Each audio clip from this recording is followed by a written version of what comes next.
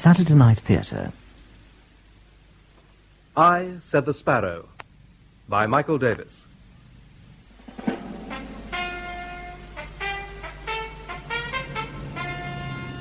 Fastjet 101, this will be a beacon approach, runway 26, the weather 220 degrees, 10 knots, visibility 3 kilometers in light snow, 6 OKTAS at 800 feet, QNH 1014, AFE 1013, over.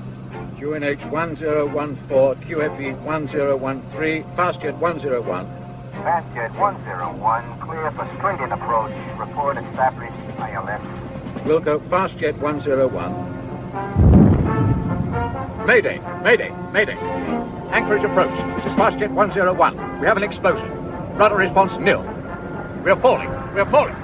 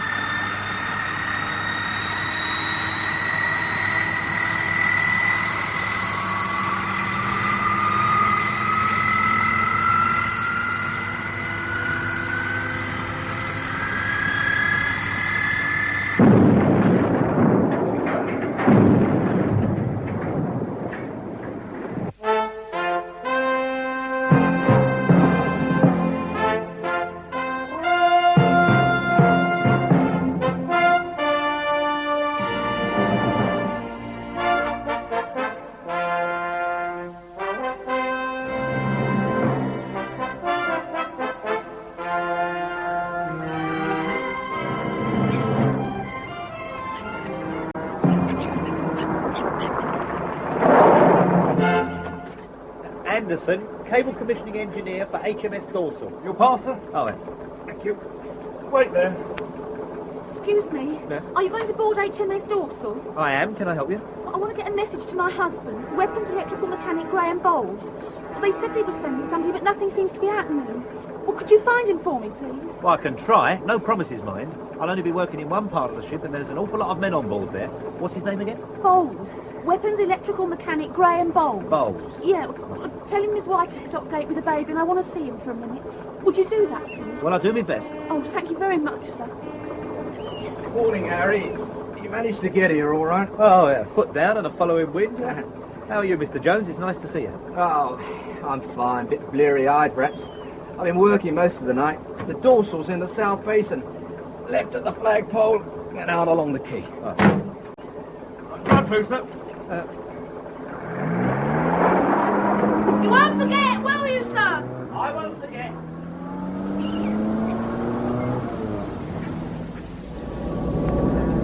What was that all about? The girl? Hmm. Well, she asked me to get a message to her husband. He's on board the Dorsal somewhere. God knows how I'm going to find him. Left here, is it? Left here. That's one hell of a black eye she's sporting. Isn't it just? Marriage does funny things to people, Harry. No, we're not designed for it. Oh, that's the dorsal right out at the end. My God, she's enormous. Yeah, there's 3 times as much again of her below the waterline. Huh? Your first nuclear submarine, is she? Yeah. I've done a couple of Oberon-class diesel electrics in the past, but this is my first nuclear job. Oh, it'll be interesting for you. Nukes are something else, Harry, me boy. How are things in South Wales, then? How's Dr. Hellman? Well, you're a bit out of touch, aren't you? Dr. Hellman left the company. Oh, really? Yeah, shortly after the upheaval over Harry Morgan. 3 months ago now. Oh, what company did you go to? She didn't. She packed the whole thing in and went home to Cambridgeshire. Now, how close can I park to this gangway?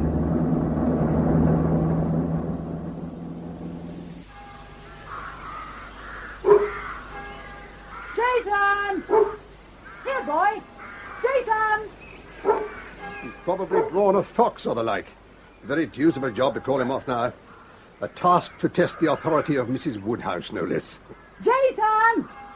Come here, you silly ass! It's a beautiful morning. A time of year to knock spots off all the rest, I always think. The woman of the seasons. Colourful, beautiful, reliable. Not that woman always is, of course, reliable. Or dog, for that matter. Or Autumn. Here, Jason. How old is he?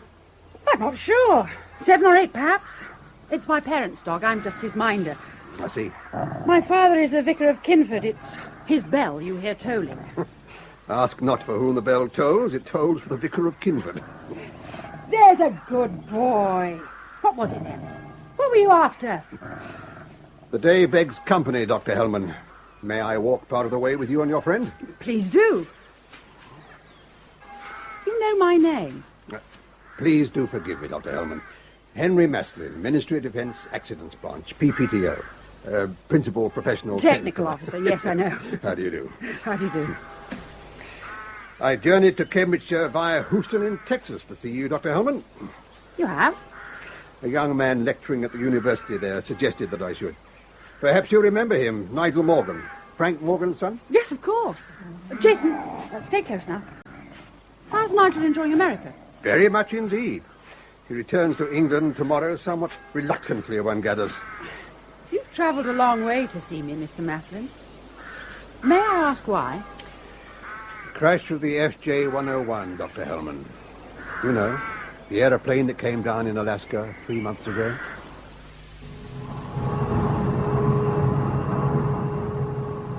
Reactor terminal starboard bend, plus 274. The reactor is controlled from the manoeuvring room aft. We lifted rods 2 days ago, sending the reactor critical, and we now have the primary loop under pressure, ready to supply the secondary loop with clean steam for tomorrow's sea trials. Your particular area of interest, of course, is the control room forward, so if you will follow me, gentlemen. After you, Lieutenant. Daylight lighting throughout the boat, full air conditioning, a constant temperature of 72 Fahrenheit.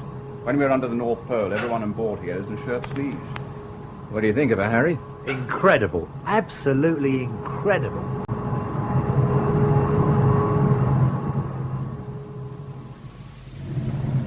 $800 gallons forward to aft, sir. Trim pump stopped and line secured. 800 gallons forward to aft. Trim pump stopped. Line secured. Ready to start DFB. Bus loading. Stand by to start DFB. Check zero loading all meters. All meters zero loading, sir. Bus floating. Close DFB breaker. DFB energized. DFB energized, roger. This way, gentlemen. Officer of the day is Second Lieutenant Swinburne. He is in charge of the control room and will see that you have everything you need. Morning, gentlemen. Good morning. I will leave you in his capable hands, if you will excuse me, Mr. Jones, Mr. Anderson. Thank you, Lieutenant. Carry on, Mr. Swinburne. Sir. You have test equipment you want brought on board, Mr. Anderson? Yes, oscilloscope, decade box, AVAL and the like. Richardson Powell. Shore detail at the double. If you give these men your vehicle keys, Mr. Anderson, they'll see your gear on board. I'll go with you, lads. Oh, just one thing. How do I get a message to Weapons Electrical Mechanic Graham Bowles? His wife and kiddie are at the dock gate. She asked me to tell him that they're there. She'd like a word with them, if that's possible. Yes, we are aware of that situation, sir. I should leave well alone if I were you. Let Welfare handle it. Of course, anything you say, Lieutenant. I just thought I'd mention it. Right, lads, lead the way. Let's get Operation High Tension Cable underway. I'll be right back, Mr. Jones. Okay, Harry. Sonar room. Sonar electrics running. Control. Control, one trial all-round sweep. Audible signal for trial run. Roger.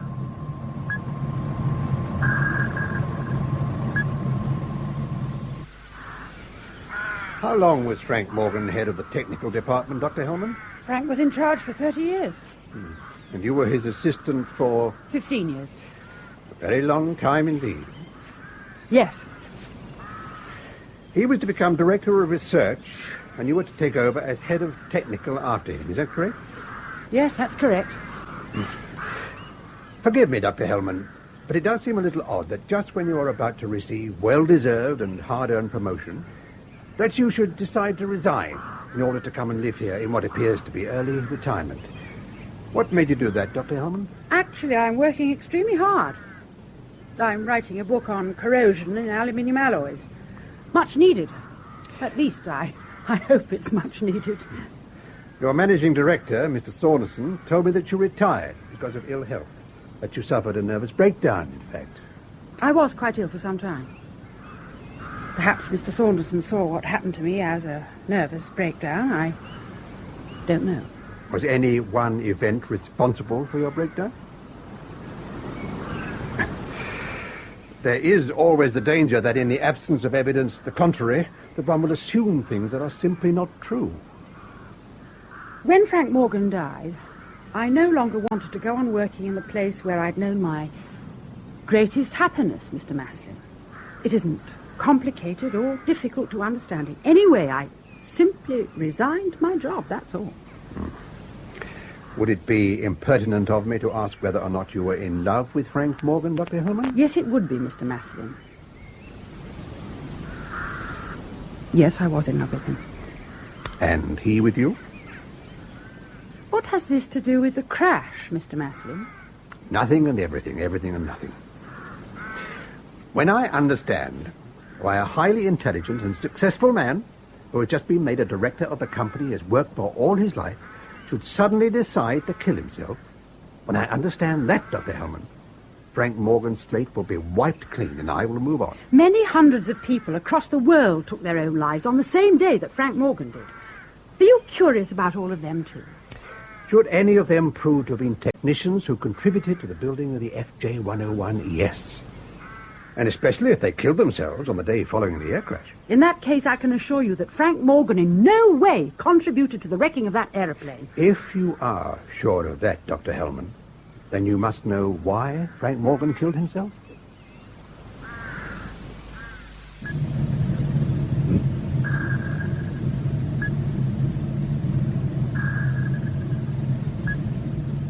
Sonar electrics all sound and functioning, Control. Over. Control, sonar electrics all sound and functioning. Thank you, sonar. Kill signal. Roger. Come in. Good morning, First Lieutenant. Welfare Officer Khan, sir. A slight problem, I'm afraid. What seems to be the trouble? The wife of Weapons Electrical Mechanic Graham Bowles is at the main gate, sir. She wants to see her husband. Is there any reason why she shouldn't see him? She has a very severe black eye, sir, and is considerably upset. Oh. Bowles is doing? Don't know, sir. She refuses to tell me anything and simply insists upon seeing her husband. She has a small child with her, sir. Domestic problems cannot be allowed to thrust their way on board here. The boat is under sailing orders and we're all extremely busy. You must see to the problem and send the woman on her way. Yes, sir. I realise that Bowles cannot be allowed to leave his station, sir. I thought you should be made aware that he's possibly under some stress and you may wish to act accordingly. Thank you, Welfare Officer Calm. You can leave the matter with me. Thank you, sir. Coxswain is required in the wardroom. This is no use, Mr. Jones. I can't see a thing. Hold on, Harry. Can you stop number 1 hydraulic pump, please, Mr. Swinburne? Right. Number 1 hydraulic pump to rest. Now, Harry, what's the problem? Well, my oscilloscope screen is completely blotted out by electrical interference. If there's any electrical discharge through the cable insulation, then I've got no hope of seeing it. Look at it. It's like a television set with the aerial pulled out. Oh, I should have done this work weeks ago, before they switched in the computers and the radar and Lord knows what else. But is there a landline telephone on board? Yeah, because it's perfectly obvious I'm not going to finish commissioning this lot by lunchtime tomorrow. I'd better have a word with John Saunderson back at the ranch. Along the starboard alleyway, there's a telephone alongside the radio room. Oh, well, I won't be a tick. Your factory plant shutdown figures make sober readings, Saunderson. What's the matter? Are you missing the expertise of Frank Morgan and his sidekick, Dr. Hellman? I must admit they've left something of a gaping void in the technical department. We're trying to recruit, but it's not easy getting the right people. Anderson's away commissioning equipment on board a nuclear sub. Brightman and Ellis are slinging cables across the S. Van Dam. So, we're virtually down to Philip Maitland, the technical manager, and Gordon Harkness, a design engineer. Hence the coughs and splutters out on the factory floor. Have the dust more or less settled after the crash of the FJ-101? And the business of Frank Morgan doing himself in? Yes, pretty well. We're back to normal. Apart from being short-staffed, of course. Are you aware that Henry Maslin has been sniffing around the university at Houston, Texas, talking to Frank Morgan's son, Nigel? It was I who sent him there. Huh. Indeed? Well, he needed the help of an expert on silicon chips and microcircuitry. He asked for Harry Anderson, but he was away commissioning. So, I recommended Nigel Morgan. Who better? He's considered to be a world authority on the subject, I believe. Cheeky. I went one better. I used Maslin as a messenger. I sent Nigel a copy of the Sunday Times with our advertisement for a director of research ringed in red. And the job his father had been given before he removed himself from the scene? The same? Nigel won't take it, of course. He has his sights set on higher things. But I thought it was a good opportunity to show both he and friend Maslin that we've nothing to fear from either of them. Well, I'll say this much for you, Saunderson. You've got nerve. Thank you, Lord Glengower. I have been schooled by a master. Yeah, so you have, my dear chap, so you have. What if Maslin makes its way to Dr. Hellman via young Morgan in America? Had you thought of that? It has to be a possibility. Well, aren't you concerned what the silly bitch might say now that she's shot off in a fit of self-righteous pique? She could jolly well sink the lot of us. But to do that, she'd have to reveal her beloved Frank as a fool and an incompetent. I can't see her doing that, can you? Well, a cool one, Saunderson. I'd rather have you for a friend than an enemy. Excuse me, Mr. Sanderson. Yes. Telephone call for you, sir. Will you take it at your table, sir? I can plug the telephone in. Thank you, yes. Hello, Saunderson speaking. Mr. Saunderson? Harry Anderson, sir. I've got problems on board HMS Dorsal. One of the rules of international sabotage is that the moment a target has been hit, then some idiot or other is immediately on the phone telling the press and the world why he did it. Freedom for political prisoners in Outer Mongolia or some such. But not in the case of the FJ-101, Dr. Hellman. It's now 3 months since that aeroplane crashed, and so far no one has claimed responsibility. And we find that very worrying. Quite sure the plane was sabotaged? Oh, quite sure. No doubt about that at all. It was thought at first that rivet failure had caused the crash, but subsequently bomb fragments were found, and then pieces of the control mechanism that detonated the bomb, which, incidentally, I delivered to Nigel Morgan in America for his analysis. See.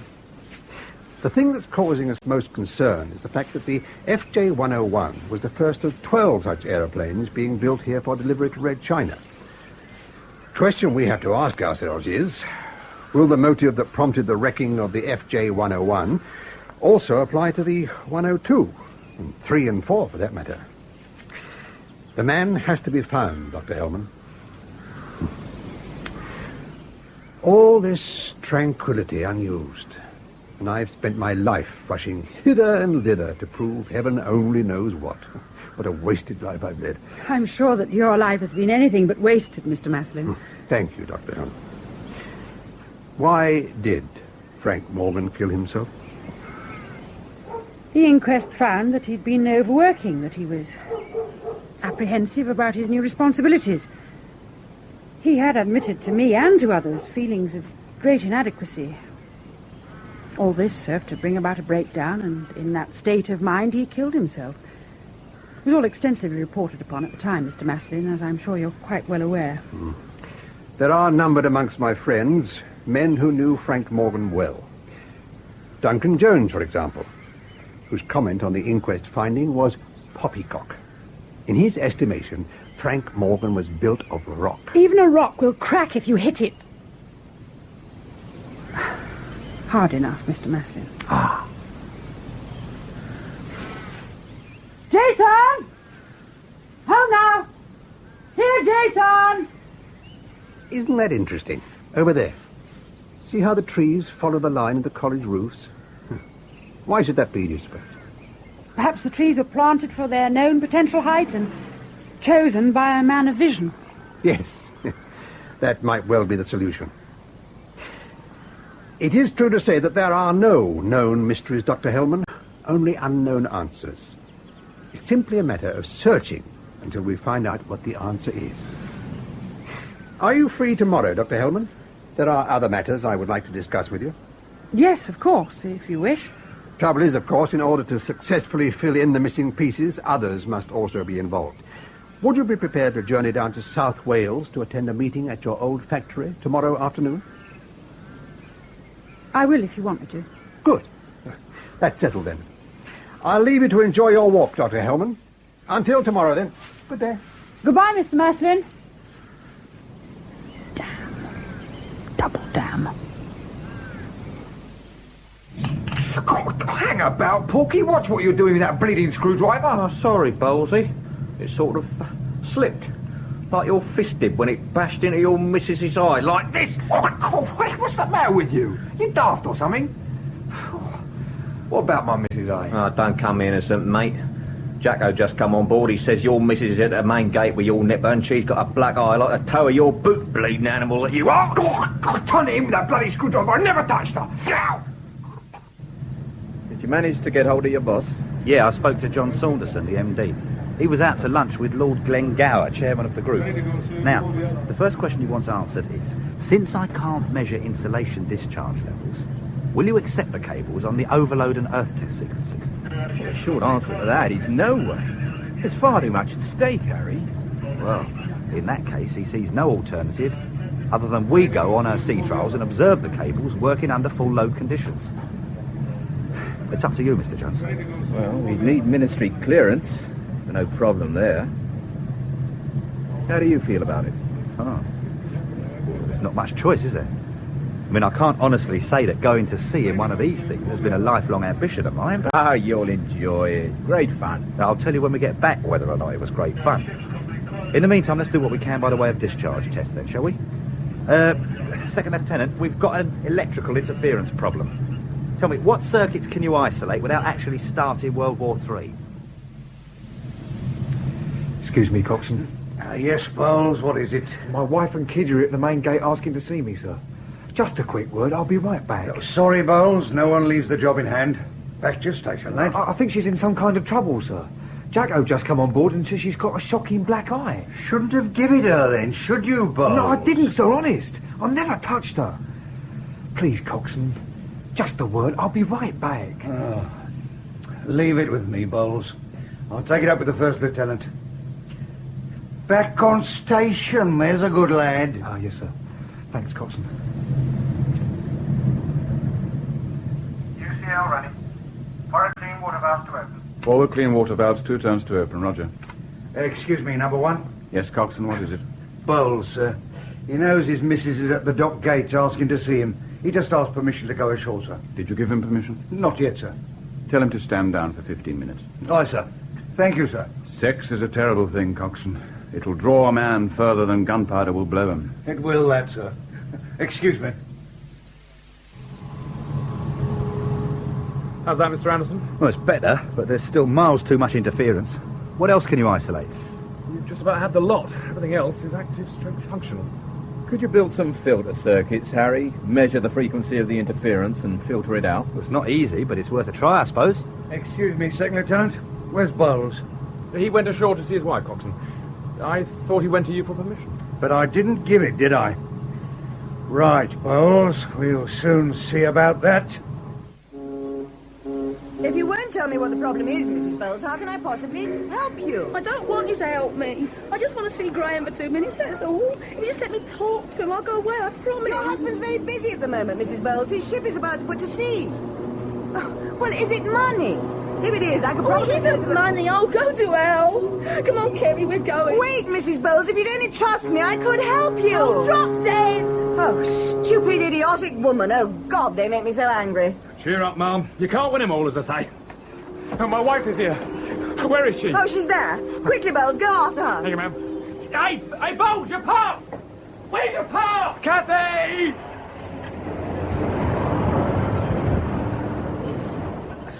Graham. Hush now. It's all right. I've got you.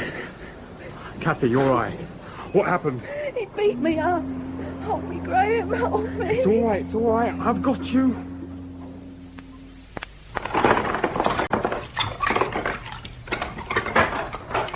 Hello, Mother. Hello, dear. Did you have a nice walk? Yes, thank you. Oh, you're back, are you? With your muddy paws all over my clean kitchen floor. All right. I'll get you something to eat in a minute. A man called to see you whilst you were out. Someone from the Ministry of Defence. I think he said he was. Mr. Mallon, was that it? Maslin, Henry Maslin. You carry on, Mother. I'll see to the dog. Come along, Guzzlegar. Thank you, dear. I told Mr. Maslin that you usually walk over towards Histon along the edge of the woods. Did he find you all right? Yes, Mother. There you are. Eat those and stop being a nuisance. Well, what did he want? Who, Mother? The man, dear. Mr. Maslin.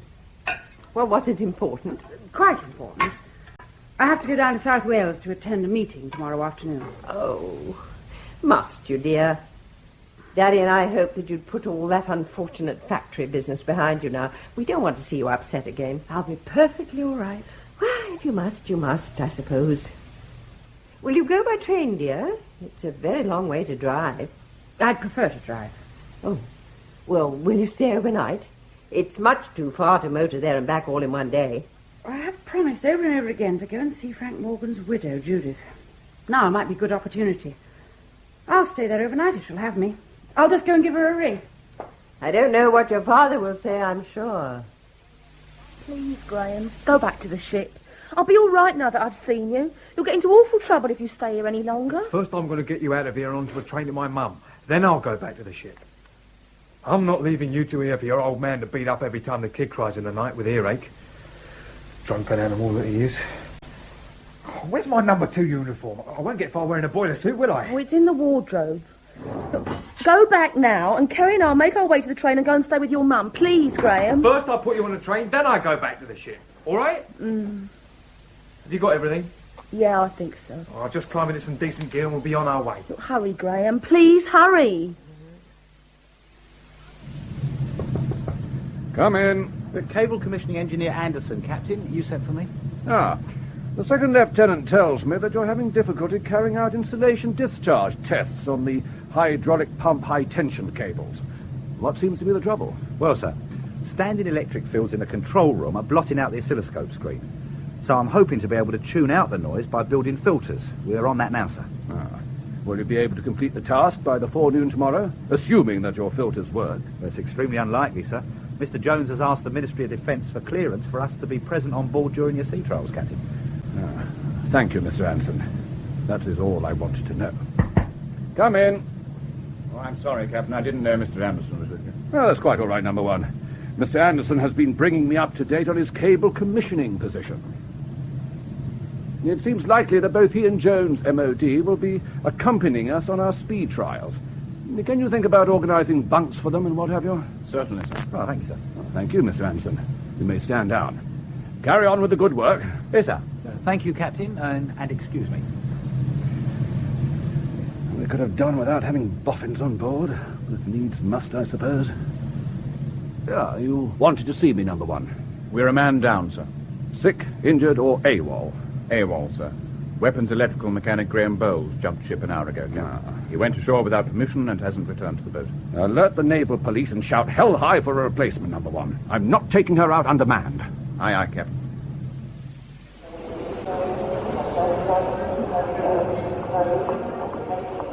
There we are. A cup of tea and a sandwich for Mum, and an ice cream for you. How's that? How long since you've eaten? The baby had some cornflakes and a piece of toast for breakfast. I had a cup of tea and a fag. God. Graham, I'm worried. You're going to get into awful trouble. It'll be all right. Stop worrying.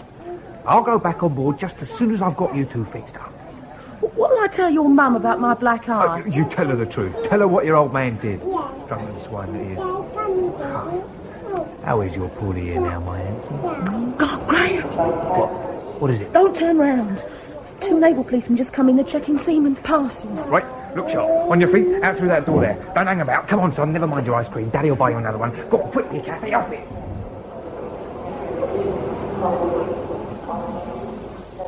Well, aren't you sick of it, Saunderson? Up to your ears in this bang and you're dead business? Relying on NATO and its war game for your tonnage? If you make a mistake on a commercial order, you may lose a customer. If you make a mistake on a defence contract, you lose your factory, as Frank Morgan so nearly demonstrated a little while ago. I'd have thought the fright that man gave you would have sent you scurrying off looking for safer outlets for your product before the sod had closed over the old idiot's head. Well, that's precisely what we are doing, Lord Glengower, but these things take a great deal of time. Yes?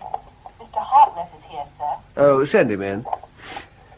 If you want to promote Harkness head of technical, Saunderson, then you jolly well do it. Never mind what Maitland has to say about it. You're the boss. Yes, all right, leave it to me. Ah, there you are, Philip. Come along in. Good morning, sir. Good morning, Lord Glengarry. Maitland, did you ask Harkness to bring in the lab releases on the cables we supply to the nuclear sub? Maslin's bound to want to see them when he arrives this afternoon. Yes, he's collecting them together now. Oh, good. Sit down, Philip. Sit down. Thank you, sir. What have you got against this chap Harkness, Maitland? Saunderson tells me you don't see eye to eye. Oh, you really are the limit, sir. I didn't say anything of the kind. What I said was, Philip isn't too keen on having Gordon Harkness as head of the technical department, which is not the same thing at all. Well, of course it is. Nitpicking nonsense. Why don't you want Harkness promoted head of technical, Maitland? I don't think he's the man for the job, that's all. He's just not up to it. I thought Harkness was supposed to be a top-flight cable design engineer. Well, and so he is. But that's all he is. He simply hasn't got what it takes to handle factory floor supervision. You've got to be pretty tough to survive out there. And Harkness hasn't got it. Well, sort it out any way you choose, but I want the situation resolved, and quickly. As long as you've got men like Henry Maslin breathing down your necks, then you need someone to be responsible when things go wrong. Frank Morgan. And look what happened to him. Oh, better Morgan cut his throat than either of you two. What about this chap, Anderson, the one away on board the sub? Could he do it? He's the best field engineer we've got. We'd find it hard to replace him. Coupled with the fact that Harkness is as jealous as hell of him, they'd fight like cat and dog.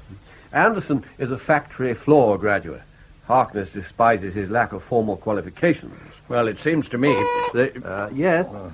Harkness is here with the lab release figures for HMS Dorsal, sir. Do you want to see him? Bring him in, Saunderson. Let's take a look at him. Yes, send him in. Yes, sir.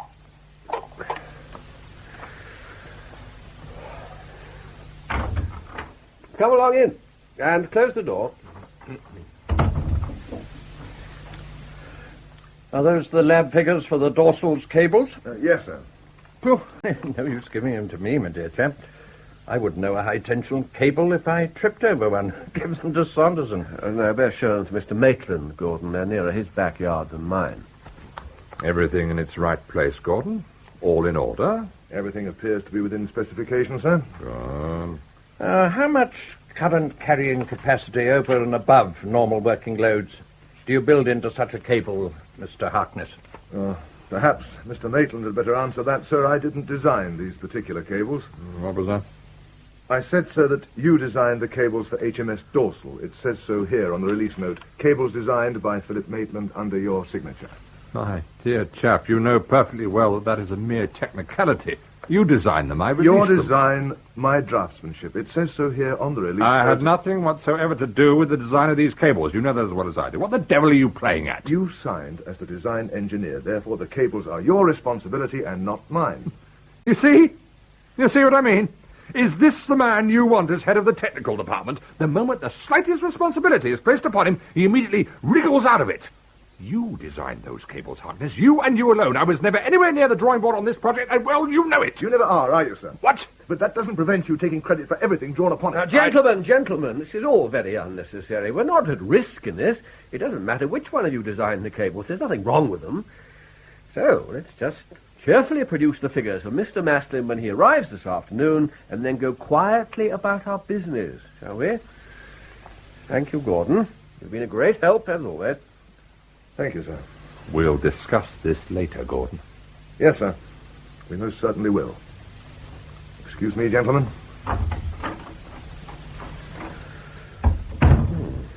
Devious, lying little swine. He designed those cables. He knows damn well he did.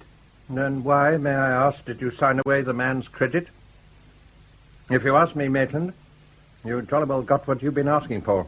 If this is the way you carry on. But surely, as technical manager, I am required to sign for such work. In that case, you must accept ultimate responsibility when the time comes and not wriggle out of it, as you so graphically accused Harkness of doing a moment ago. Can we get on, Saunderson? I've rather a heavy schedule ahead of me if I'm to be away by lunchtime. Yes, of course, Lord Glengarry. Thank you, Philip. That'll be all. Keep me informed of any development on board HMS Dorsal. Yes, sir. If you will excuse me. Well. Fancy Harkness getting up on his hind legs like that. I didn't think he had it in him. One in the eye for Maitland. Serves him damn well right. Never did like the fellow. I've a jolly good mind to crown it all by promoting Harkness head of technical and let Maitland pick the bones out of that. Only if it's very important, Mrs. Crawford. Lord Glengar and I are extremely busy. Dr. Hellman is here to see you, sir. Good Lord. Well, show her in, Mrs. Crawford. Show her in. Upon my soul. I thought we'd seen the last of the worthy doctor. Dr. Hellman, sir. Oh, what a truly wonderful surprise. Do come along in, my dear. Mrs. Crawford, coffee, right away. Certainly, sir. Come along in and sit down, Dr. Hellman. You're looking absolutely splendid. Fit again, are we? Yes, thank you, Mr. Saunderson. Good morning, Lord Glengar. It's nice to see you again. Thank you. You arrive in time to solve with the merest nod of your lovely head a problem we wise old men find insoluble, Dr. Hellman. And what might that problem be, Lord Glengar? Who is to lead us now that you are no longer here? We have one expert away and lost to us, at least temporarily. Another present and showing all the temperament of a prima donna. Oh, how we long for those tranquil days of yore when you were the head of the technical department. Frank Morgan was head of the department, Lord Glengar, not I. No, you were appointed head before Frank Morgan removed himself from amongst us, Dr. Hellman. The fact that you chose to remove yourself equally effectively before the appointment was ratified is no fault of ours. Return to work, Dr. Hellman. We sorely need you. The job of Director of Research is yours from this very moment, if you want it. Name your salary. My reasons for leaving are as valid now as they were the moment I left the company. I'm not here to seek my old job back again. I'm sorry. Then why are you here, Dr. Hellman? I'm quite sure that your visit has meaning and purpose. May we know what it is? I've been questioned by Henry Maslin and invited by him to attend a meeting here at this factory this afternoon. I believe that the meeting will take the form of a board of inquiry that will give Mr. Maslin plenary powers to make me answer questions I refused to answer yesterday. You are aware that he is on his way here now? We are, but we thought for an entirely different reason. And I thought this business of the FJ-101 was dead and done with, Saunderson. I'm afraid not. Far from it. What question did you have difficulty in answering yesterday, Dr. Hellman? Why Frank Morgan killed himself. If you're placed on oath, what will you do? I'll have to tell the truth. You and Frank Morgan shared much in common, Dr. Hellman. Not least an expensive moral sense. Would you have me lie on oath, Lord Glengar? Madam, I tell lies every day of my life. I'm the father of a large and demanding family that would starve to death if I didn't tell lies in order to keep them alive. And what is this dreadful secret you are asked to keep? One small mistake by one addle-headed metallurgist that would have been over and done with and forgotten if the old fool hadn't killed himself because of it. But what of his inheritors, Dr. Hellman? We lesser folk who are not endowed with your perfect sense of right and wrong. Must this glowing, virtuous truth throw 3,000 men and women employed here out of work because you feel compelled to utter it? By all means, lie on oath, Dr. Hellman, if it injures nothing more valuable than your puny conscience. I will continue to try to avoid telling the truth. I will not lie to conceal it. Then go to the devil, woman. If you had done as I asked in the very beginning and admitted Frank Morgan's error to the Ministry of Defence, instead of covering it up, this situation would not now exist. Nor would the factory, madam, nor would the factory. We are here because we had the courage and determination to survive. We cannot all of us run and hide in the countryside writing our memoirs or books on corrosion or whatever else your valuable contribution is at the moment. The decision to conceal Frank Morgan's slip-up from the authorities was based on the fact that it in no way contributed to the loss of the FJ-101. The fact that Morgan believed that it had and killed himself because of it is unfortunate, but it is not our responsibility. Once the decision had been made to carry on here as though nothing had happened, the situation became irreversible. There is no way back, I Dr. will Hellman. not accept that. No matter how tightly you lace up the system, and no matter how diligent your overseers are, mistakes will be made. Every aircraft that ever crashed did so because of a mistake. With the one notable kind exception or of the another. FJ-101, which was sabotaged. Fool and incompetent Frank Morgan might have been, but in no way did his lapse contribute to the wrecking of that aeroplane. Which is the best possible argument for telling Henry Maslin exactly what occurred. In return for this, I am sure he would allow Frank's error, and the company could go forward with a clean slate. If you will do this, then I will gladly return to work for you. Yes, but if we do that, then we automatically admit to a cover-up. What you ask is impossible. Then I'm afraid we have nothing more to say to one another. When Mr. Maslin arrives, will you tell him that he can contact me at Frank Morgan's house? I shall be there for the rest of the day. Here we are, coffee and biscuits, just as you always liked them, Dr. Hellman. I'm sorry, Mrs. Crawford, I'm not staying. Excuse me. You're not leaving, Dr. Hellman? Yes, I'm afraid so. Good day, gentlemen. You weren't able to persuade Dr. Hellman to come and take charge once more.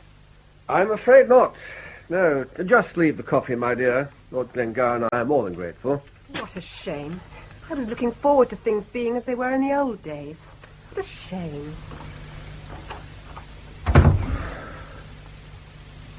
What do you think, Sanderson? Will she scupper the lot of us, or will she button her lip? If she does decide to keep quiet, it'll be for better reasons than we've been able to invent.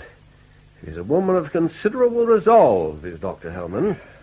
Who else is involved in this god-awful business? Well, Harry Anderson, who raised the incorrect procedure which Frank Morgan signed, he's away, so Maslin can't get to him. Harkness, who reproduced the incorrectly released material to facilitate the cover-up, so he's not going to give anything away, is he? And a lab girl called Helen, who uncovered the whole thing. A considerable area of risk there, I'm afraid. Being young and innocent and not yet corrupted by it all, she's quite likely to tell the simple truth, God help us all. Then someone had better put the fear of God into her. I think a word with Philip Maitland, don't you? Yes. Ask Mr. Maitland to come in, would you please, Mrs. Crawford? Yes, sir. Won't mind if I shove off before Maslin arrives, will you, John? I've managed to stay out of this so far, and I intend to keep it that way. Can't afford mud on my boots. Of course, Lord Glengower.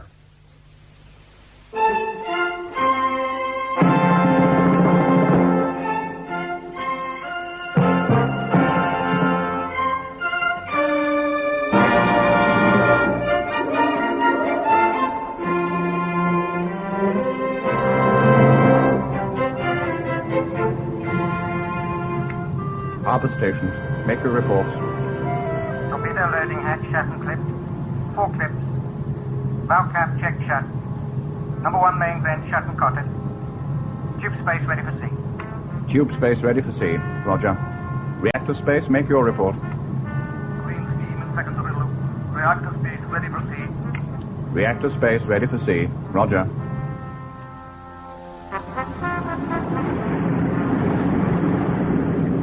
Captain to control.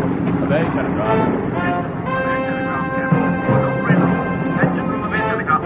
Singled up fore and aft. Let go fore and aft. Number 20, slow ahead together. Number 20, slow ahead together.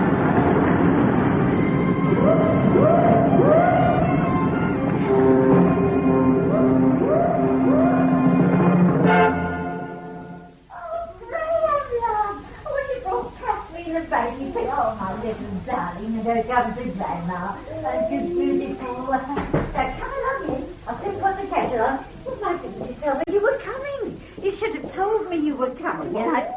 We didn't know ourselves till yesterday, did we? No, not till yesterday. Whatever have you done to your eye, dear? But my big boy hasn't been knocking you about, has he? No. Walked to the edge of the door, didn't you, Kath? Oh, yeah. Wham, bam, head on into it. Oh. I've been telling her, raw steaks the thing. £3 a pound, you must be joking. Oh, let me look at you. Oh, what a big boy you've grown. Oh, what a lovely surprise. What a lovely surprise.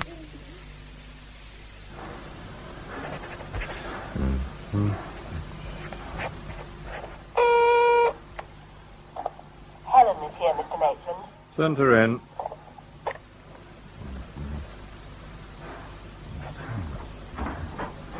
Come in, Helen, and close the door. Sit down, Helen. I'll be with you in a moment. Thank you, sir.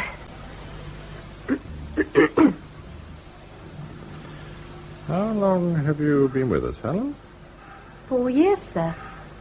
Long enough to know the laboratory record system pretty well, wouldn't you say? Yes, sir.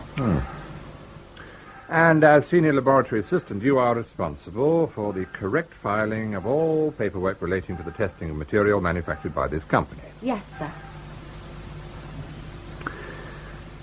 Have you any idea what takes place at a board of inquiry, Helen?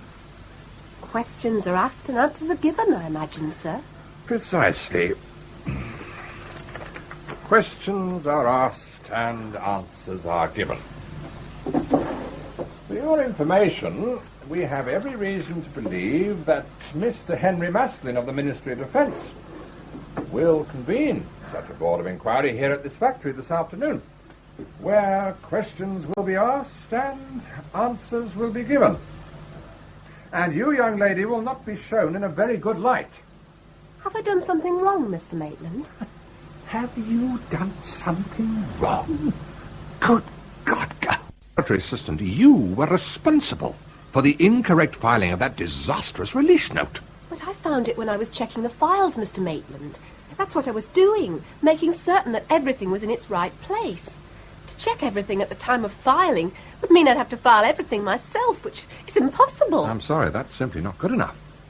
I have to be responsible for other people. If they let me down, then I alone am held responsible. I will not tolerate buck-passing in my department. I'm not buck-passing. I'm simply stating that it is impossible for me to check everything at the moment of filing. I can only do that later and collectively. Argue all you like, young lady. The fact remains that if that release note had been correctly filed, then there's every chance that it would have been seen to have been made out to a commercial specification, and this mistake would have been realized before Frank Morgan signed it. None of this would have happened. Well, it has to be a possibility, Helen. Why wasn't this brought up before? When Mr. Maslin was here at the time of the air crash, no one suggested that it was my fault that Mr. Morgan made a mistake. Why now, Mr. Maitland? Because no one asked then, Helen. But things could be very different here this afternoon. You know, the sad thing is that people like Mr. Saunderson and myself are going to have to tell lies in order to keep you out of very serious trouble, young lady. Now, that is something we will gladly do, Helen, because we realize what a good and splendid girl you are. If Mr. Maslin found out and we had to dismiss you, it would be a matter of the greatest possible regret to us all. Thank you, Mr. Maitland. It follows, of course, that if we hide the facts from Mr. Maslin in order to protect you, then you must also tell the same story. But I don't know what story I'm supposed to tell. This is what you've got to say. That Frank Morgan signed the release.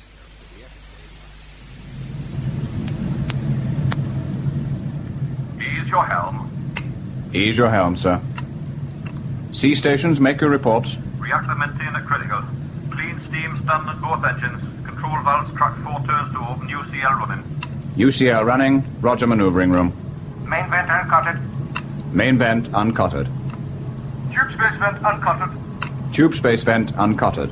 Control space vent uncutted. Control space vent uncutted.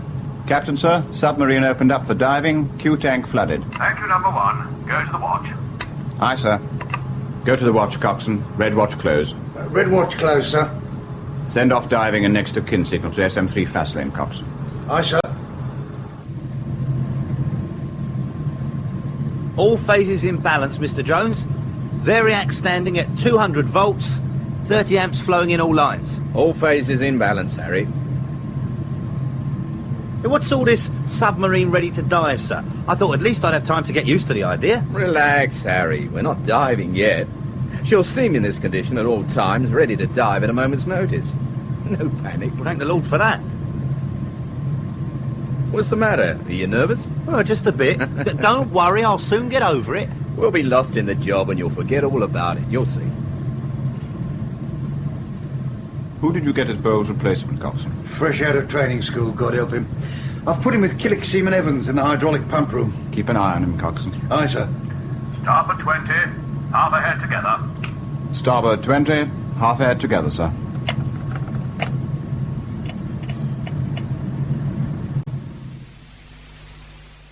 When did you get back from America, Nigel?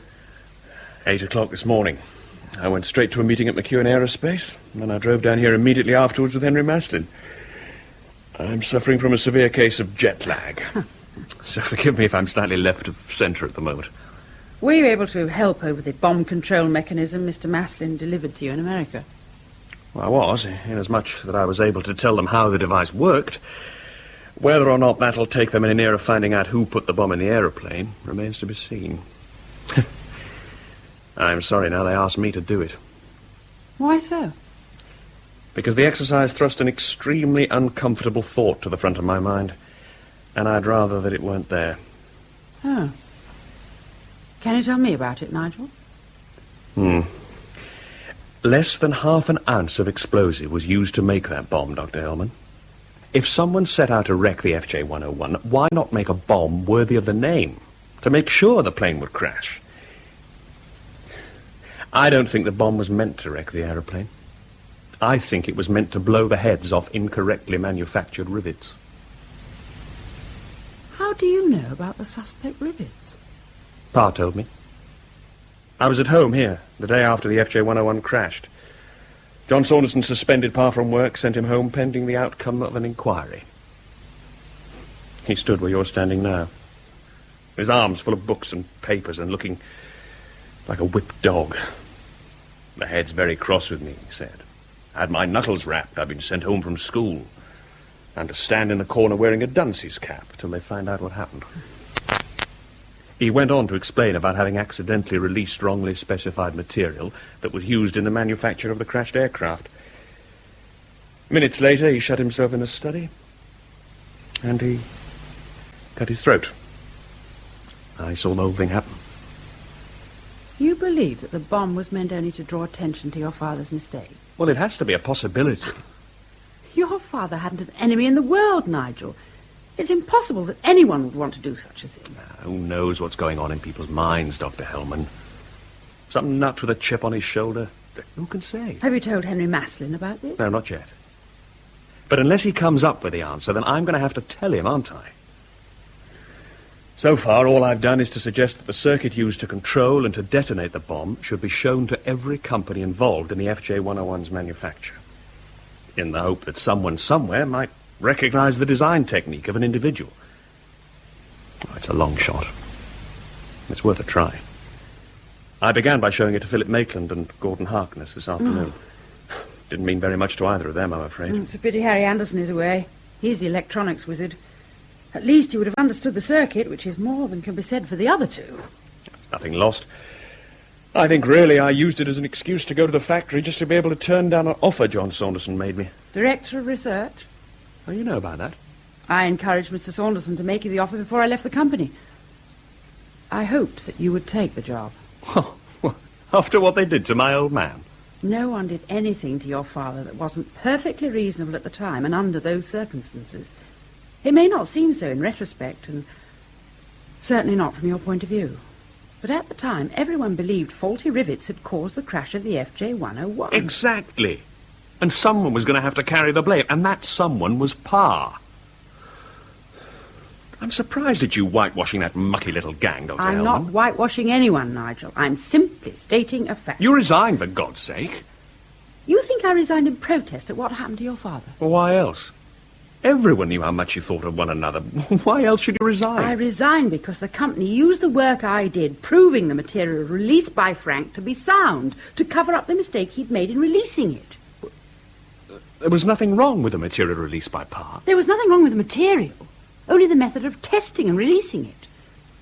A commercial specification was used, and consequently no samples were kept in what is known as the aircraft blood bank.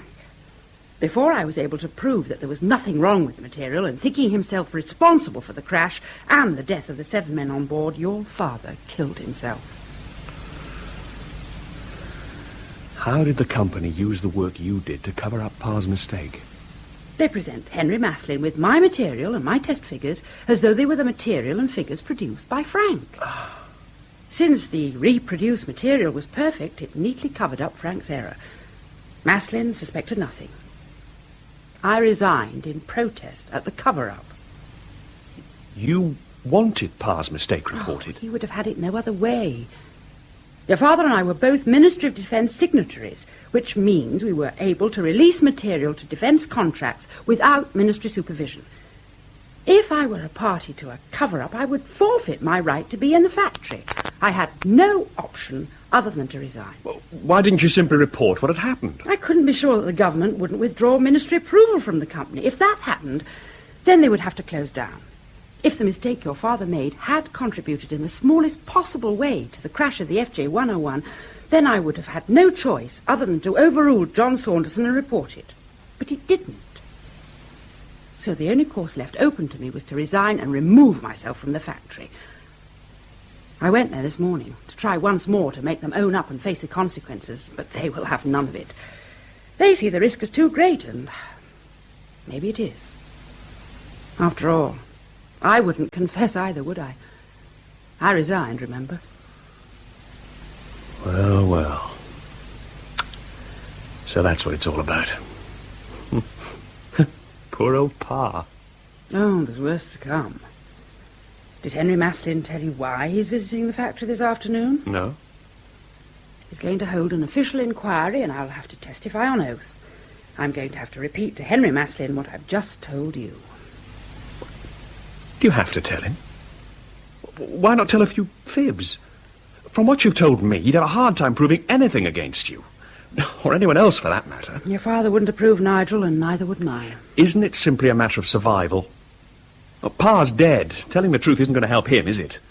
Quite the reverse, it seems to me. If the factory did lose its license, then he would be blamed for it. How can I lie on oath, Nigel? It's been done before. What am I going to do?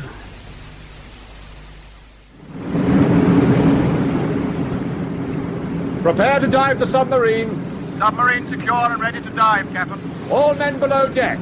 Secure the fin. Aye, Captain. Secure the fin.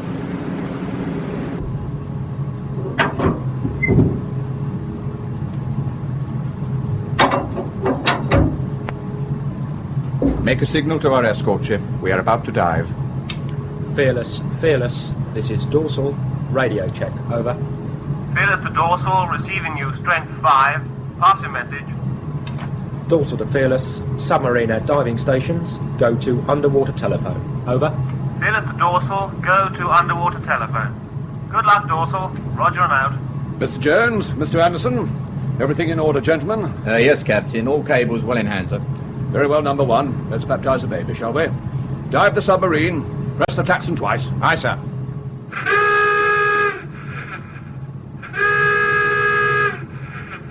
Dive the submarine to periscope depth. Open main vents.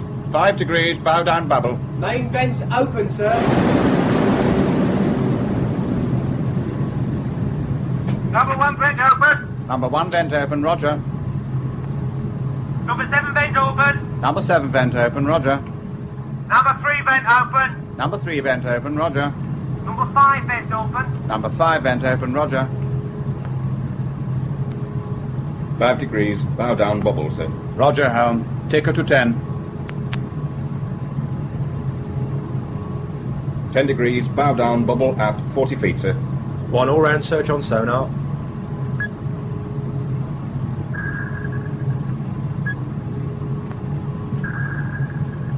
Submarine at 60 feet, sir. Periscope depth. Periscope depth, Captain. Close main vents. Trim 100 gallons from forward.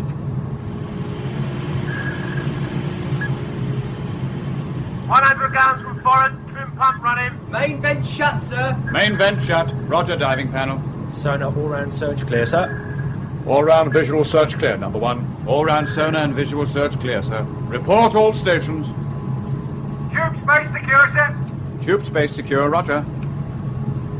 Hydraulic pump space secure, sir. Hydraulic pump space secure, roger. Maneuvering room secure, sir. Maneuvering room secure, roger.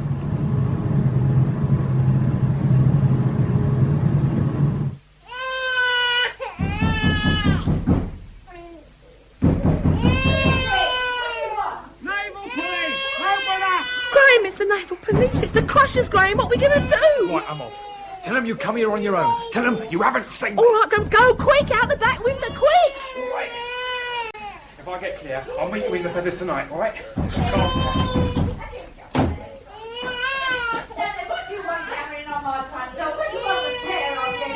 Mrs. Bowles, do you have reason to believe he's here? Mind if we take a look and You push in! I'll have the law on you! Charlie! Mrs. Bowles? What do you want? Mrs. Kathy Bowles? What's it to you?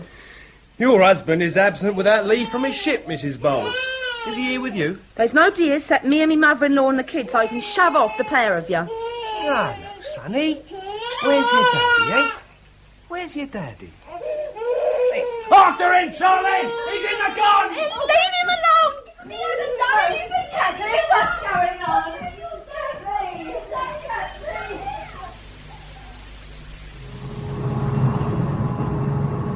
Take the submarine to 600 feet. Aye, Captain. Down periscope. Take the submarine to 600 feet, coxswain. Diving panel. Trim 100 gallons from aft. 10 degrees, bound down bubble. 100 gallons from aft. Trim pump running. Trim pump running. Roger. 10 degrees, bow down bubble at 100 feet, sir. Make signal to escort ship. I'm diving to 600 feet. We'll patrol at that depth. Quiet state. Dorsal to Fearless. Dorsal to Fearless. Come in, Fearless. Depth 200 feet, 10 degrees, bow down bubble. Fearless to Dorsal. Pass your message. Dorsal to Fearless. I'm diving to 600 feet. We'll patrol at that depth.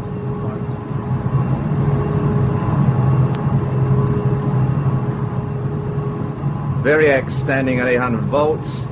Current flowing 150 amps, all phases. Clamp resistance 50 microns. Flange temperature 63 degrees centigrade. That's too high, Mr. Jones. Depth 300 feet, 10 degrees, bow down bubble. We're nowhere near maximum current, Harry. The dive will take it to 3 times this rating. We're going to have to request reduced forward loading. Depth 400 feet, 10 degree bow down bubble. I've lost the resistivity reading. The galvo has shot off the scale. Reduce forward loading, Captain. Cable failure imminent. Reduce forward loading. 5 degrees bow down bubble, helm. Aye, sir. Cable down. Variac to 0. No answer on planes or steering, Captain. Hydraulic pump failure. Hydraulic pump failure. Put main vents in hand. Put steering vents in hand. Main vents in hand, sir. Steering panel. Report steering vents in hand. Over. 20 degrees, bow down bubble, Captain. No answer on the planes. I can't hold her, sir. No answer from the hydraulic pump space, Captain. This is the captain. Hydraulic pump space. What is your situation? Killing Seaman Evans injured in hydraulic pump space. I can't get the vents in hand. Get to it, coxswain. Aye, sir. Depth 1,000 feet, Captain. 20 degrees, bow down bubble. Fire red flare forward. Fire red flare forward. Red flare gone, sir. Make a signal to the escort ship. Hydraulic pump failure, 20 degrees, bow down bubble at 1,000 feet. Endeavouring to put submarine in hand. Dorsal to Fearless. What the hell's happening here? Gillick Seaman Evans fell when he lunged forward, sir. Oh. He's unconscious and I can't shut the vents. Oh, come on, wind, lad, wind. Get these vents in hand! Red flare on port bow, Captain. Message from Dorsal, Captain. They have hydraulic pump failure at 1,000 feet. 20 degrees bow down bubble. Put me on mic, signalman. On mic, Captain. Hello, Dorsal. Hello, Dorsal. This is Fearless. Message received and red flare sighted. Report your situation. Hello, Dorsal. Hello, Dorsal. This is Fearless. Come in, please. Over.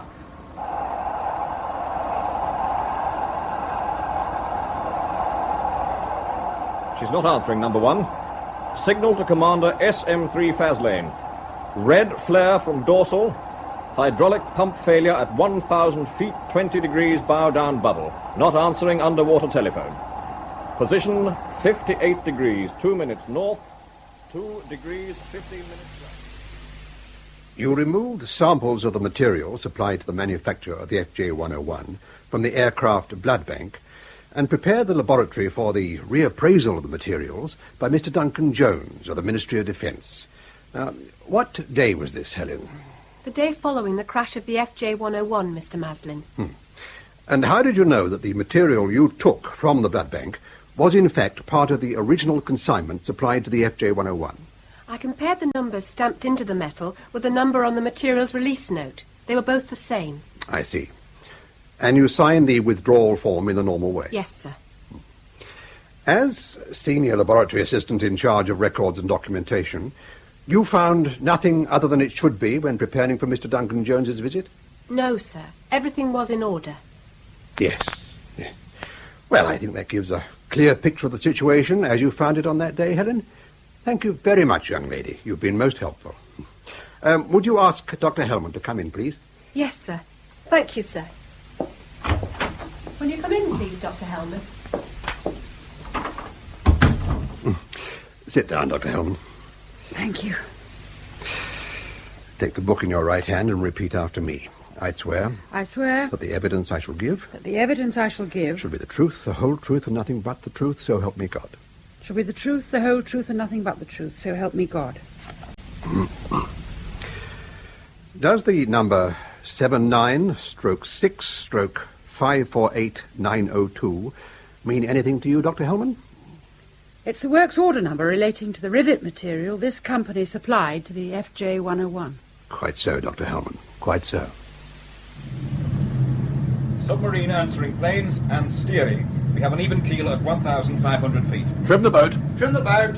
Stand by to blow tanks. Compressed air ready, sir. 20,000 pounds at the gate. Signal to escort ship. Submarine in hand at 1,500 feet, emergency power only. Cable insulation failure on hydraulic pump circuits. Submarine on even keel and ready to blow tanks. Situation contained. We are ready to make an emergency surface, Mr. Anderson. Make your report. We've removed the failed cable, Captain, and have almost completed fitting the replacement. You'll be able to restore power to the hydraulic pumps within minutes, sir. The G-clamp, Mr. Jones, I can't reach it. G-clamp, Harry, right. All stations, make your reports. Engine room secure. Engine room secure. Roger. Tube space secure. Tube space secure. Roger. Reactor secure. Reactor secure. Roger. Maneuvering room secure. Maneuvering room secure. Roger. Message from Commander SM3 Faslane via escort ship, Captain. Read the message, signalman. Report submarine secure. Return to surface and set course for base at slow speed. Surface and chopper backups dispatched. Commander SM3 Faslane. Signal to Commander SM3 Faslane. Submarine secure. Will surface and set course for base. Ready to restart the hydraulic pump, Captain? Stand by to restart hydraulic pumps. Hydraulic pump bus bars floating. Close the breakers. Closing breakers now. Circuits loading.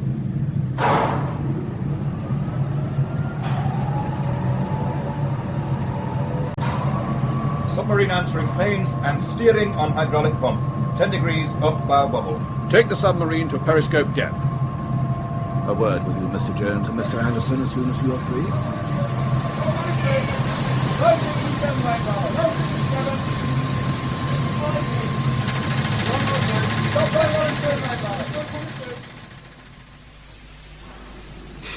Dr. Hellman, I've listened to a procession of people, all of whom reassure me that nothing whatsoever happened at this factory outside its normal controlled function that is even worthy of a passing mention.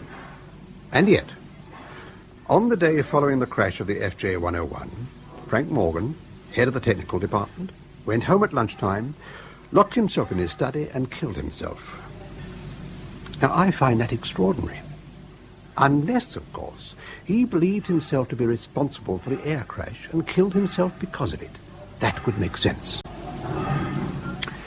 Did Frank Morgan believe himself responsible for the crash of the FJ-101?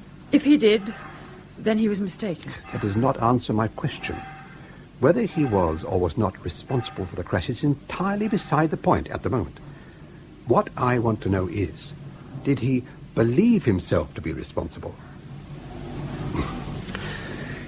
You must answer, Dr. Hellman. I'm waiting. Excuse me. Yes?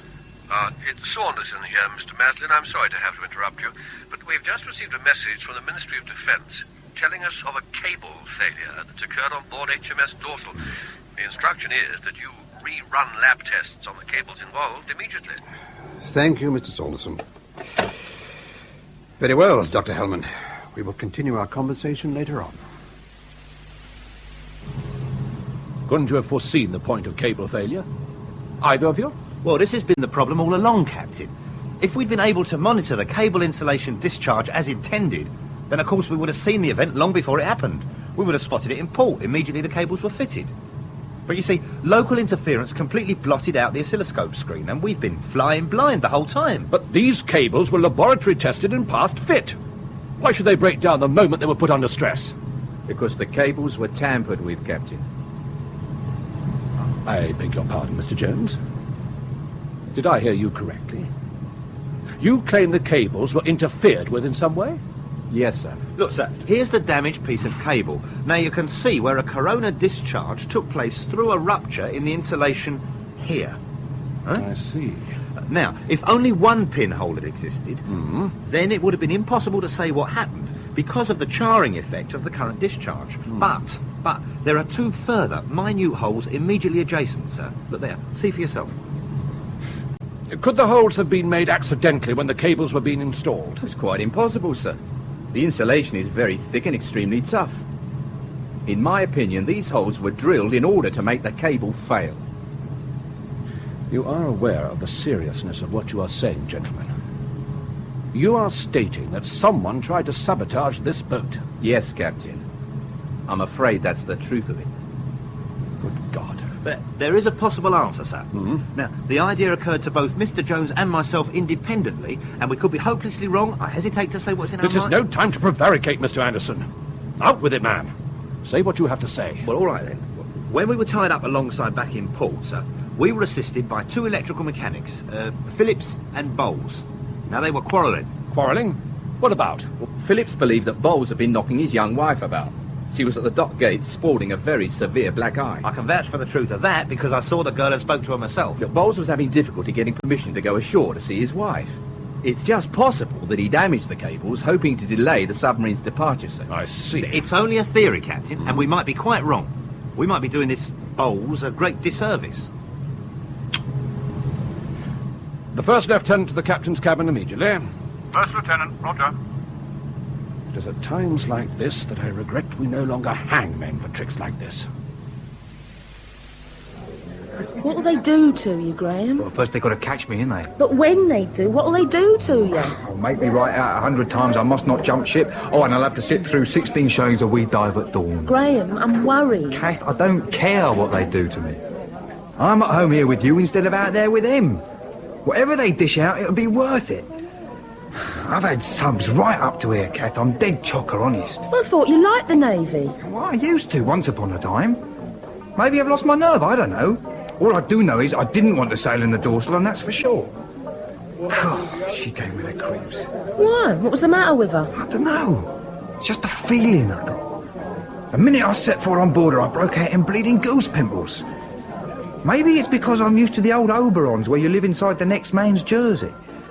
All that room and all that daylight lighting giving me the abdags, give me stomach cramps. I just couldn't take to her. Come on, drink up. Same again, is it? No. Can I have a whiskey and lemonade, please? Aye, aye. There'll be a gay time in the old town tonight, tra-la-la. Oh, Graham. Come on, give us your glass.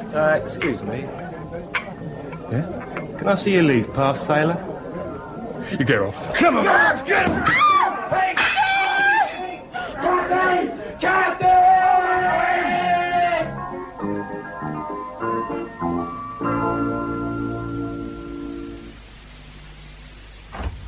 Just a few more minutes, Mr. Maslin, and the laboratory will be ready for you to start your reappraisal tests. I've explained the urgency of the matter to the test house people, and they've agreed to work through until the task is completed. Thank you, Mr. Saunderson. Have you shown Dr. Helm on the work you did on the bomb fragments, Nigel? Not in any detail, no. Then you should, my dear chap. Nothing short of genius, Doctor. Have you your copy of the circuit Nigel showed us this afternoon, Mr. Saunderson? Yes, it's here. Thank you. Explain its function, Nigel. All right. Time and pressure were the two parameters used to control and ultimately to detonate the bomb. Each time the interior of the aeroplane was pressurized at the beginning of a test flight, the timing circuit became activized, and each time the plane returned to the ground, the timer returned to zero and simply waited for a further flight. It required 8 hours of constant pressurization to achieve detonation, which is London to Anchorage precisely. When the plane was approaching Anchorage Airport, the bomb exploded, blowing the heads off rivets and carrying away control cables in the tailplane. The pilot immediately lost control and the aeroplane tumbled from the sky. Here you see a cadmium microdot cell linked to a Schmidt-trigger timing circuit with a constant negative bias on the collectors. Now, this enables the pressure within the aircraft cabin... Oh, sorry. My gabbling. I've spent so much time studying this circuit that I imagine everyone's familiar with it. All right, I'll try again. You don't have to. I recognise the circuit. You've seen this circuit before, Dr. Hellman. Many times. An originally designed circuit is like a fingerprint. It can only belong to one person. If you know who designed this circuit, young woman, you know who put the bomb on board the FJ-101. That circuit is based upon a system used here in this factory to control extruder ram speeds. Frank Morgan installed those extruders. But he didn't design the control circuits. Who did design the control circuits, Dr. Hellman? Harry Anderson. Good God. I've been looking in the wrong place. It isn't the FJ-102 he's after. It's the nuclear submarine. I never touched the rotten cables! Oh, yes, you did, Bowles. The commissioning engineer on board HMS Dorsal has already told us how and why you did it. Honest to God, sir, I never touched the cables! Someone reached you, didn't they, Bowles? Someone worked your missus over and threatened to do it again and again unless you did as they asked. Isn't that the truth of it? No! Her father beat her up because the kid was crying. He tried to bash the kid and she stopped him. Ask her! Ask my wife, she'll tell you. I jumped ship, that's all I did. I never damaged no cables, sir. Honest to God, I didn't. You jumped ship because you knew when and where those cables would fail. You intended to send that submarine to the bottom of the sea. I couldn't. How could I? What if I tell you that all those mates you are so fond of are dead, Bowles? I don't believe you. When the cables you damaged broke down, the hydraulic pumps failed. I don't Before they could put the sub in believe hand, you. she plummeted down past a crushed depth and 20,000 tons of water squashed that All boat my as flat mates as a are in beaver that beneath your boat. boot. Now, will you tell me who made you do it? No one! No one made me do it! You admit to acting independently, and for reasons of your own, you sabotaged HMS Dorsal? No, I didn't! I didn't! I jumped ship, that's all I did! Oh, please, sir, you've got to believe me. I didn't do anything to harm HMS Dorsal. All right. Put him on Admiral's charge. You can answer to the old man first thing in the morning.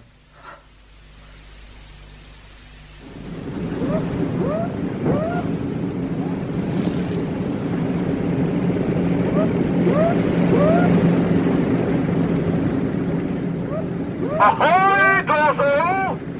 Do you require any assistance? Submarine secure. No assistance required, thank you, Captain. Are you ready to form line astern and to proceed to base? We are ready when you are, Captain. Roger and out. Message from Commander SM3 Faslane, Captain. Thank you, Signalman. Good God. What is it, Captain? Cable commissioning engineer Harry Anderson, now known to be a high security risk. Place him under close arrest until the vessel reaches base, where he will be charged with attempted sabotage of HMS Dorsal. Commander SM3 Faslane. Well, see to it, number 1. Aye, Captain. Starboard 20. Slow ahead. Starboard 20. Slow ahead, sir.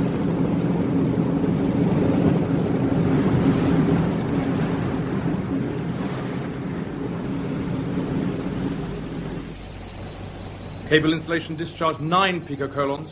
That's a bit high, Maitland. We hardly passed 3/4 loading. Check those cable clamps. We're picking up resistance somewhere. Excuse me, Dr. Hellman. Yes, Arnold, what is it? It's Helen, miss. She's terribly upset. Would you come and have a word with her, miss? She wants to talk to you. Yes, all right, Arnold. Where is she? In the balance room, miss. Cable insulation discharge 12 picocolons. This really is much too high, Maitland. Whatever is the matter, Helen? Oh, Dr. Hellman, I'm so miserable. Oh, there, now, never mind. Come on, sit down. Now, why not tell me all about it, eh? What happened to Mr. Morgan was all my fault, Dr. Hellman, and I'm so ashamed.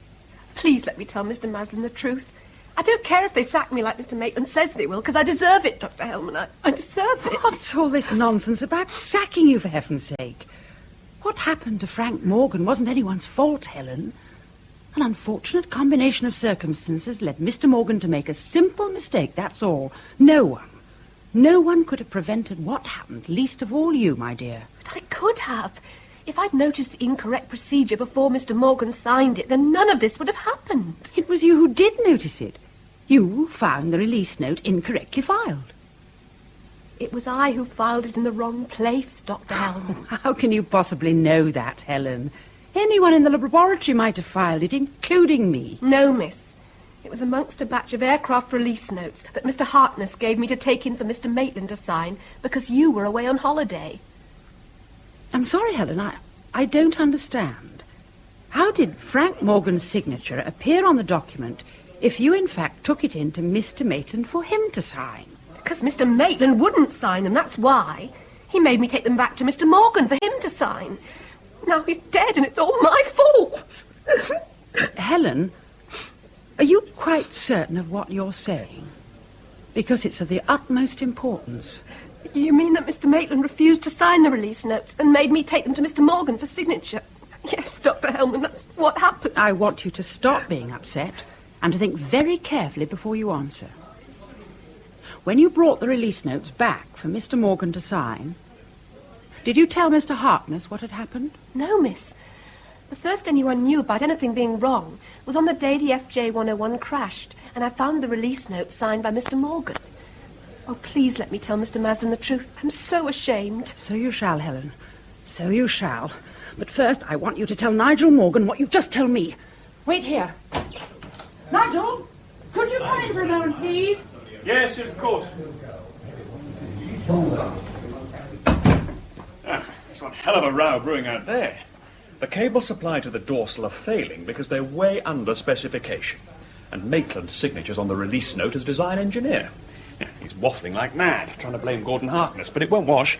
He signed and he's stuck with it. So, he managed to get him at the second attempt. Who managed to get who at the second attempt? You were right, Nigel. The FJ-101 wasn't meant to crash. The explosion was meant to draw attention to a mistake made here in this factory. An incorrect rivet procedure raised by Harry Anderson. Only the wrong man signed the release note.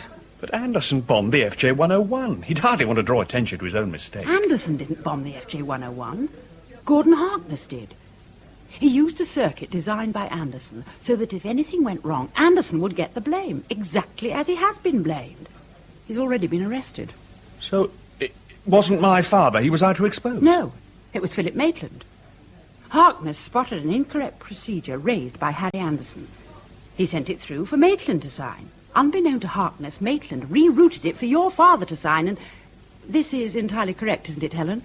Yes, Dr. Hellman, that's what happened. This child was the unwitting pawn, moving paperwork about for Harkness, who was hell-bent on fixing both his rival, Harry Anderson, and his boss, Philip Maitland, who has robbed him of all credit all these years in this factory. But two things went wrong. The aeroplane crashed, and your father signed the release note. Maitland made Harkness accidentally kill your father, whom he adored. So, to settle the score for par, he designed substandard cables for HMS Dorsal and allowed Maitland to sign for them. He made pinholes in the cable's insulation so that Anderson would see the cables to be faulty during harbour trials, not realising that electrical interference within the submarine would blot out Anderson's oscilloscope, and the fault would go undetected until the sub was at sea and submerged. God. Dorsal all but suffered the same fate as the FJ-101. Now, Helen, now you can tell Mr. Maslin the truth.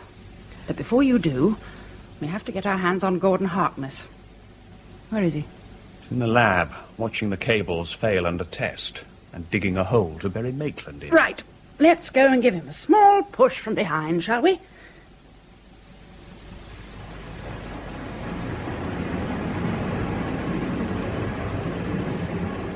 Ground control. Fastjet 102. Push back from stand. Juliet 08. Over. Fastjet 102. Hold position. Fastjet 102. Clear to push back. Fastjet 102. Roger.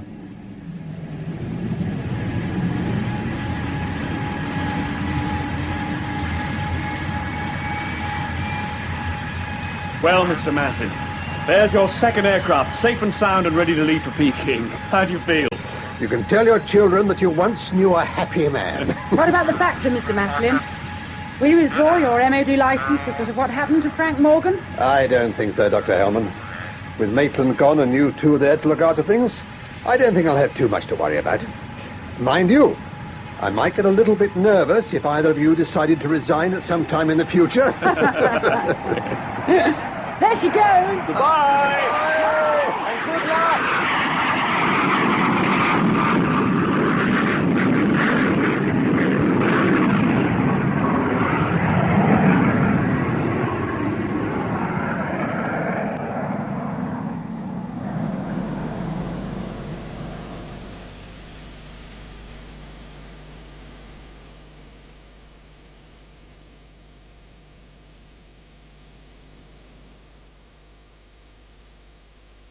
In I, Said the Sparrow, the cast was Dr. Rosemary Hellman, Shirley Dixon, Henry Maslin, Alan Dudley, John Saunderson, Peter Jeffrey, and Lord Glengower, Cyril Luckham.